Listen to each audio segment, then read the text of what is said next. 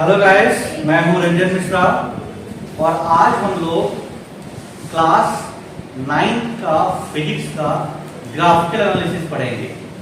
ठीक है, ग्राफ का क्या मतलब होता है, ग्राफ के अंदर स्लोप का क्या मतलब होता है, एरिया का क्या मतलब होता है और कैसे निकालते हैं, ये चीज हम लोग बढ़िया से सीखने वाले हैं।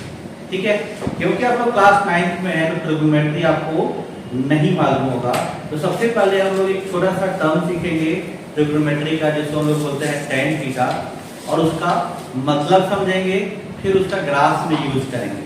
ठीक है, तो यहाँ देखिए, अगर मैं कोई ट्रायंगल लूं, राइट एंगल ट्रायंगल, देखिए हमने एक राइट एंगल ट्रायंगल लिया यहाँ पे, ठीक है, और इसका नाम रख दिया ए, बी और सी। अब बहुत ध्यान से समझिए, ये आपके ट्रिग्नोमेट्री में भी काम आएगा। अगर मैं इस एंगल को अल्फा बोलूं और इस एंगल को बीटा बोलूं, ठीक है, तो अल्फा एंगल के लिए जो परपेंडिकुलर होता है उसके ठीक सामने वाला एंगल होगा। जैसे इस एंगल के लिए जो परपेंडिकुलर होगा BC होगा, और इसके इस एंगल के लिए जो बेस होगा वो AB होगा। बहुत ध्यान से समझिए। लेकिन अगर मैं इस एंगल के लिए पूछूं, इसके लिए परपेंडिकुलर क्या होगा, इसके सामने का साइड, इसके सामने का साइड क्या है AB, इसके लिए परपेंडिकुलर क्या होगा AB, और बेस क्या होगा जिस पे बैठा हुआ है BC। ठीक है, यहां तक समझ में आया। अब ट्रिग्नोमेट्री में जो भी आप पढ़ते हैं, बेसिकली होता क्या है कि वहां पे एक डिब्बा होता है। इस डिब्बा का फंक्शन होता है कि इधर से आप एंगल डालेंगे, क्या डालेंगे इधर से एंगल, और इधर से क्या निकलेगा, रेशियो निकलता है। क्या निकलेगा, रेशियो। अगर ये tan का फंक्शन है, अगर tan का फंक्शन है, आपने अगर यहां से एंगल डाला थीटा, तो ये बनेगा tan थीटा, और ये रेशियो किसका देगा, परपेंडिकुलर और बेस का। बहुत ध्यान से समझिए, tan थीटा का मतलब होता है किसका रेशियो, परपेंडिकुलर और बेस का रेशियो। अब अगर ये एंगल अल्फा है, तो इस अल्फा एंगल के लिए परपेंडिकुलर क्या होगा, इस अल्फा एंगल के लिए परपेंडिकुलर कौन सा होगा, CB या BC कहिए। तो इसके लिए tan अल्फा अगर मैं लिखूं तो परपेंडिकुलर हो गया ठीक सामने वाला साइड, दैट मींस BC या CB, और बेस क्या हो गया, जिस पे ये वाला एंगल बैठा हुआ है, तो कौन सा बैठा है ये AB। तो tan अल्फा की वैल्यू हो गई BC अपॉन A। अगर यही चीज इस एंगल के लिए मैं पूछता कि भाई tan बीटा बताओ, क्या बताओ, tan बीटा बताओ, तो इसके लिए जो परपेंडिकुलर होगा क्या होगा AB, और बेस क्या होगा BC। तो यहां पे क्या लिखोगे, AB अपॉन BC। समझ में आया, यहां तक क्लियर हुआ। इस tan थीटा को हम लोग फिजिक्स में, इसी tan थीटा को हम लोग फिजिक्स में बोलते हैं स्लोप। क्या बोलते हैं, स्लोप। क्या बोलते हैं, स्लोप। और स्लोप का मतलब क्या है, इसको अगले कुछ देर में हम लोगों को समझ में आ जाएगा। यहां तक समझ में आया कि tan थीटा कैसे लिखते हैं, यहां तक समझ में आया, नहीं आया, क्लियर हुआ नहीं हुआ कि tan थीटा कैसे निकालते हैं, आ गया। एक क्वेश्चन के थ्रू मैं आपको पूछ लेता हूं, फिर हम लोग पहुंचेंगे स्लोप के ऊपर। हमने कहा कि एक ट्रायंगल है, यहाँ पे ये मान लीजिए 4 मीटर है और ये मान लीजिए 3 मीटर है। अगर ये है tan थीटा, तो tan थीटा की वैल्यू क्या होगी, बोलो आप लोग। इसके लिए परपेंडिकुलर क्या होगा, मुंह से बोलो तो पता चलेगा, 3 मीटर। तो परपेंडिकुलर हो गया 3 और बेस क्या हो गया 4, तो tan थीटा क्या हो गया 3/4। नहीं समझ में आ गया, यहां तक क्लियर हुआ। Yes sir. अब आते हैं इसको फिजिक्स में अप्लाई करते हैं। इस चीज को हम लोग फिजिक्स में अप्लाई करके देखते हैं कैसे अप्लाई होता है। मान लीजिए कि हमने एक ग्राफ बनाया, यहाँ पे एक्स एक्सिस पर रखा हमने टाइम, एक्स एक्सिस पे क्या रखा, टाइम, और वाई एक्सिस पे हमने रख दिया एक्स। एक्स क्या है तुम्हारा, डिस्प्लेसमेंट। ठीक है, एक्स एक्सिस पे क्या रख दिया, डिस्प्लेसमेंट।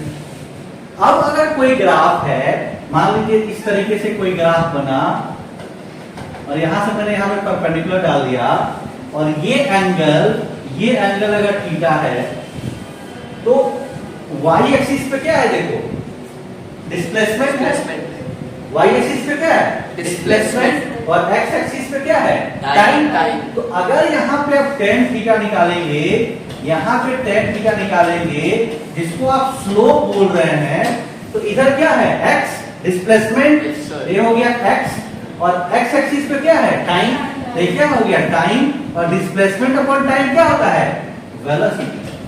देख लीजिए डिस्प्लेसमेंट अपॉन टाइम क्या होता है वेलोसिटी। दैट मींस अगर डिस्प्लेसमेंट और टाइम का ग्राफ है, इसका स्लोप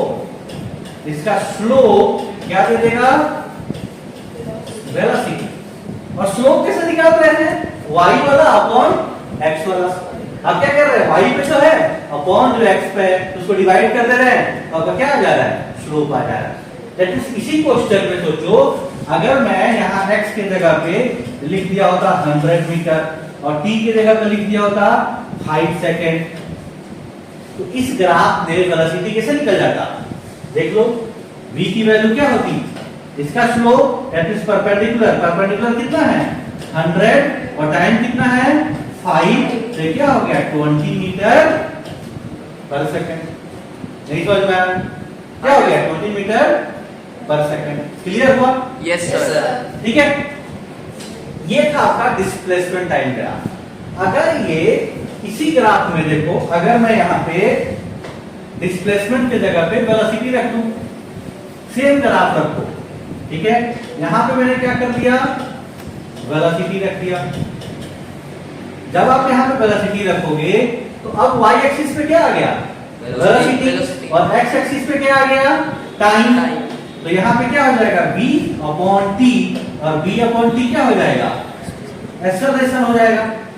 ठीक है, यहां से क्या आ जाएगा आपका एक्सेलरेशन आ जाएगा। इसका मतलब आपने ये सीख लिया कि अगर xt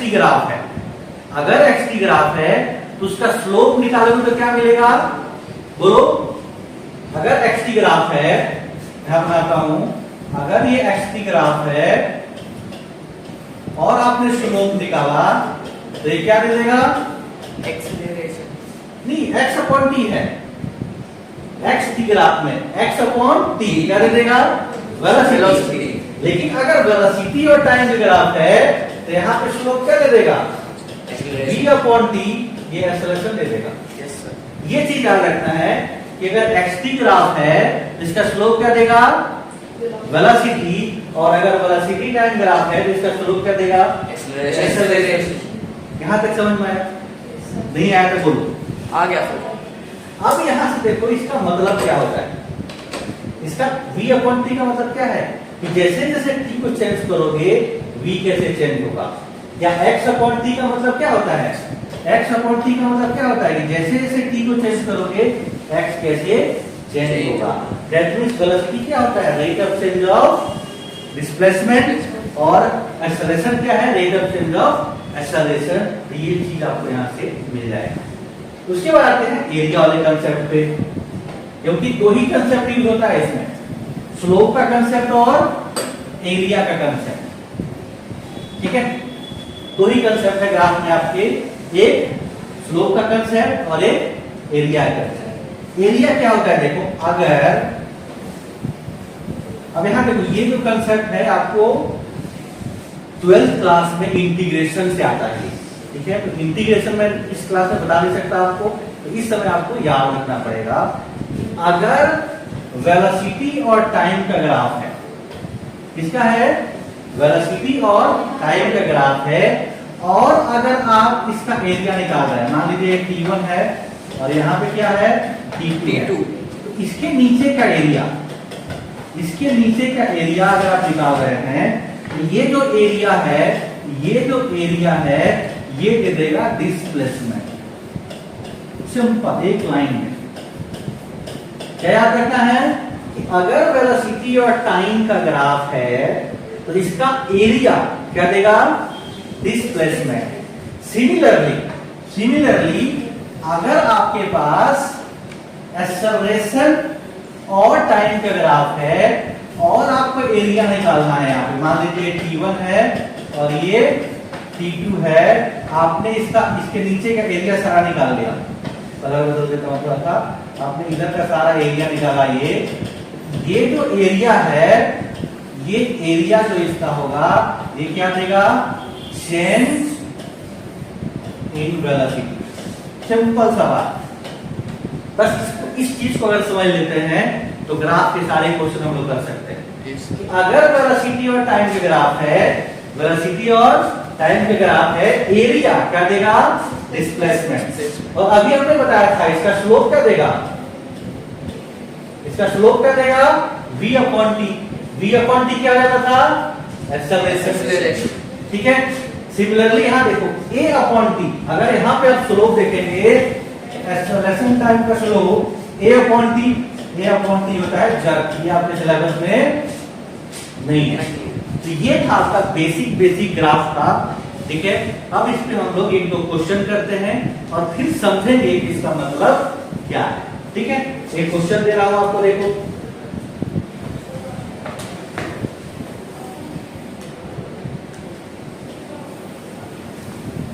अब एक चीज ध्यान रखो, एक चीज आपको ध्यान रखना है, अगर ये वेलोसिटी और टाइम के ग्राफ है तो एक्स एक्सिस के नीचे का जो एरिया होगा वो निगेटिव होगा और एक्स एक्सिस के ऊपर का जो एरिया होगा वो क्या होगा? पॉजिटिव होगा। ठीक है। इसके ऊपर का एरिया पॉजिटिव और इसके नीचे का एरिया निगेटिव है। अब एक सिंपल सा मैंने क्वेश्चन दिया, देखो। हमने कहा कि एक आदमी यहां से चला, फिर ऐसे गया, फिर ऐसे आया, फिर ऐसे पहुंच गया। ये सब स्ट्रेट है, देखो एक सीधा दिख नहीं रहा लेकिन सीधा ही है। मान लो ये 100 है, इसको मीटर पर सेकंड लिख लो। ये हो गया 5, ये हो गया 15, ये हो गया 20 और इसको मान लो 25। ये है सेकंड में। ठीक है। ये नीचे वाला जो है लेंथ, इसको मान लो -100। ठीक है। अब इसका नाम रख देता हूं मैं A B C D E और F। ठीक है। अब देखिए, अगर आप सारा एरिया निकालें और उस एरिया को सबको जोड़ दें तो क्या आएगा? डिस्टेंस। सारे एरिया निकालिए और उसको जोड़ दीजिए तो क्या आएगा? डिस्टेंस। ठीक है। ऊपर वाले का एरिया पॉजिटिव और नीचे वाले का निगेटिव और फिर जोड़िए तो आएगा displacement. Total distance upon total time क्या जाएगा? Average speed. Total displacement upon total time क्या आ जाएगा? Average velocity. और कहीं भी स्लोप निकालोगे, सबसे पहले देखो, अगर मैं AB का स्लोप निकालूं तो क्या क्या आ जाएगा? देखो, स्लोप ऑफ AB। अभी कौन सा ग्राफ है? वेलोसिटी टाइम का ग्राफ है और वेलोसिटी टाइम ग्राफ का स्लोप क्या देता है? एक्सेलरेशन। दैट मींस अगर आप AB का स्लोप निकालेंगे तो क्या दे देगा? एक्सेलरेशन। कहां पे? A से B का। और स्लोप कैसे निकलता है? Perpendicular upon base. परपेंडिकुलर कितना है? 100 और बेस कितना है? 5। ये हो गया 20 मीटर पर सेकंड स्क्वायर। AB का जो एक्सेलरेशन है निकल गया 20 मीटर पर सेकंड स्क्वायर। अब पहले एरिया निकालते हैं, उसके बाद सबका तो एरिया निकालते हैं। इसका एरिया क्या होगा? देखो, अगर इस ट्रायंगल का मुझे एरिया निकालना हो तो क्या होगा? ये है 5 और ये है 100, तो क्या होता है? Half base into height. ये हो गया 50। इसका एरिया कितना हो गया? 50 × 5। बोलो। Yes sir. कितना आ गया? 250 मीटर। ठीक है। कितना हो गया? 250 मीटर। अब यहां देखो, ये है 10 और ये कितना है? 100। तो इसका एरिया कितना हो जाएगा? 10 × 100 कितना हो गया? 1000 मीटर। ठीक है। अब इस वाले का देखो, इस वाले ट्रायंगल का ये लेंथ कितना है? 5 और ये कितना है? 100। 5 और 100 इतना ही है भी। इसका भी कितना हो गया? 250 मीटर है ना। अब यहां देखो, ये कितना है? 20। ये कितना है? ये 25 था। ठीक है। इसको 25 कर दो, दोनों को हमने 20 लिख दिया था। ये कितना है 25, ठीक है। ये लेंथ कितना हो गया 5 और ये कितना है 100, ये भी क्या हो गया 5 और 100, इसका भी एरिया कितना हो गया 250, ठीक है। अब टोटल डिस्टेंस के लिए क्या करेंगे, सबको ऐड करेंगे, तो टोटल डिस्टेंस कितना आ गया, देखो ये 250 और ये कितना है 1000, ये कितना है 250 और ये भी प्लस में, अगर डिस्टेंस निकाल रहे हैं तो ये भी प्लस में, कितना एरिया था 1 2 3 4, 1 2 3 4, कितना हो गया ये 750 मीटर हो जाएगा क्या, यस सर। 250 750 प्लस 1000।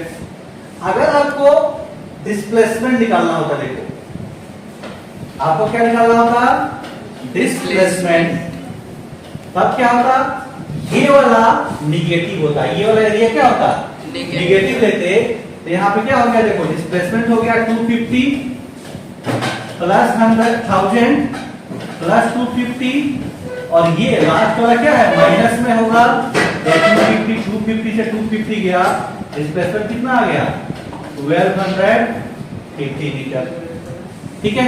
अब देखो हमने डिस्टेंस निकाल लिया, डिस्प्लेसमेंट निकाल लिया, अगर आपको एवरेज स्पीड निकालनी होती, एवरेज स्पीड में क्या होता है total distance upon total time, total distance कितना निकला आपका 1750 और टोटल टाइम कितना लगा देखो 25, तो एवरेज स्पीड यहीं पे लिख देता हूं, एवरेज स्पीड ये क्या हो जाएगा 1750 अपॉन कितना है 25 और ये यूनिट क्या हो जाएगा किलोमीटर, मीटर में है या किलोमीटर में, मीटर पर सेकंड में है, ये हो जाएगा यहाँ लिख देता हूँ 1750 अपॉन 25 मीटर पर सेकंड।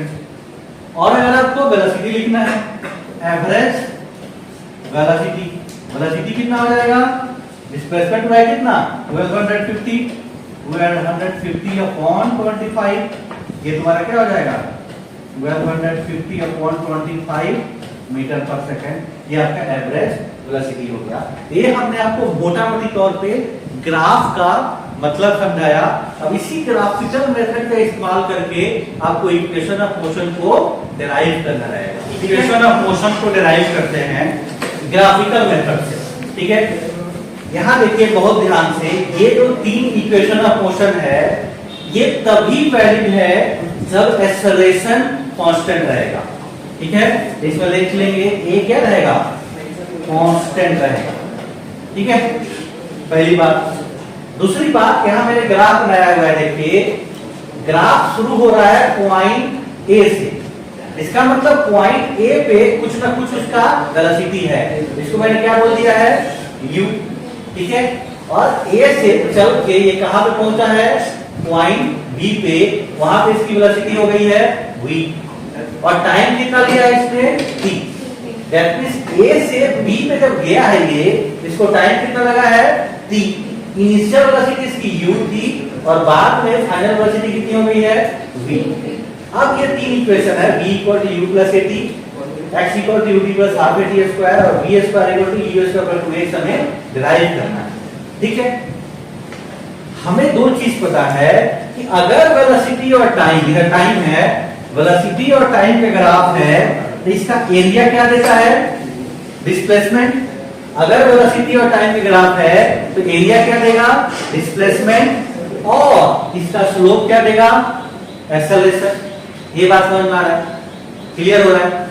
अगर मुझे AB का स्लोप निकालना है, देखो सबसे फर्स्ट चीज देखो slope of AB, slope of AB कैसे निकलेगा, मैंने यहाँ पे थीटा लिख दिया है, इसके लिए परपेंडिकुलर क्या हो गया BC और इसके लिए बेस क्या हो गया AC, तो slope of AB that is tan theta और वेलोसिटी टाइम ग्राफ में ये एक्सेलरेशन होता है, वेलोसिटी टाइम ग्राफ में क्या होता है ये एक्सेलरेशन होता है और इसका स्लोप क्या आ गया BC अपॉन AC, यहां से लिख दो BC अपॉन AC, ठीक है।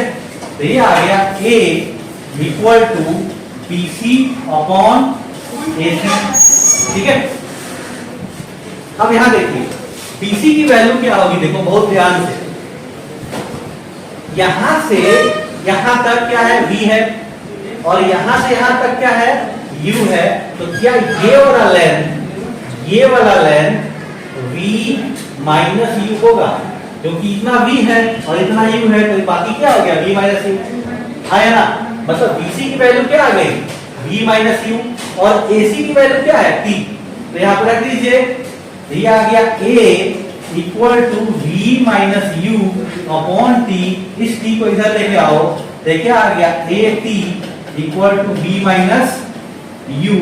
इसको अलग रख लेते हैं, और यहां से तुम्हारा इक्वेशन डराइव हो गया V equal to U plus A। देख लीजिए फर्स्ट इक्वेशन डराइव हो गया। इसमें कहीं से कोई कष्ट कर दो, बोलो समझ में आ गया फर्स्ट इक्वेशन में।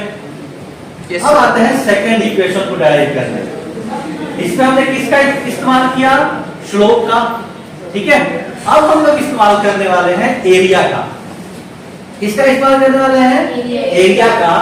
अगर वेलोसिटी और टाइम का ग्राफ है तो उसका एरिया क्या देगा, डिस्प्लेसमेंट, है ना।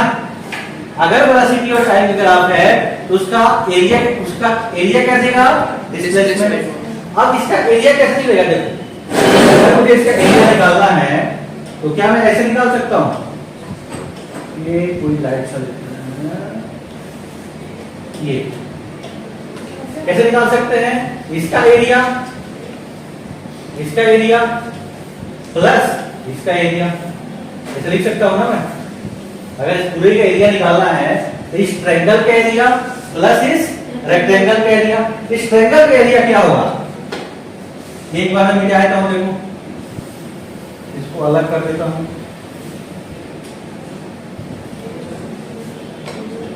ठीक है।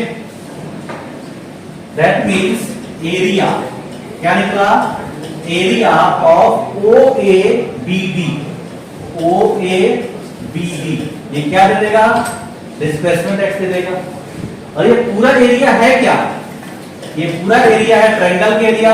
That means area of triangle ABC, area of triangle ABC plus area of quadrilateral ACDO, ठीक है। साहिल जी इधर देख लो, ठीक है, क्लियर हुआ। अब यहां देखो एरिया ऑफ ट्रायंगल क्या होगा, एरिया ऑफ ट्रायंगल होता है हाफ बेस।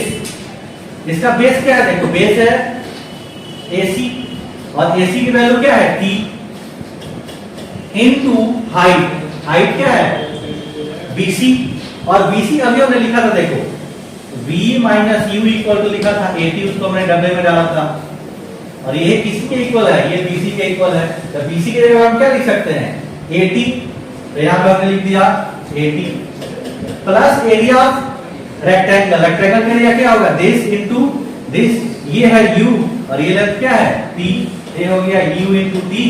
यहां से तुम्हारा x आ गया, देखो UT plus half A T square.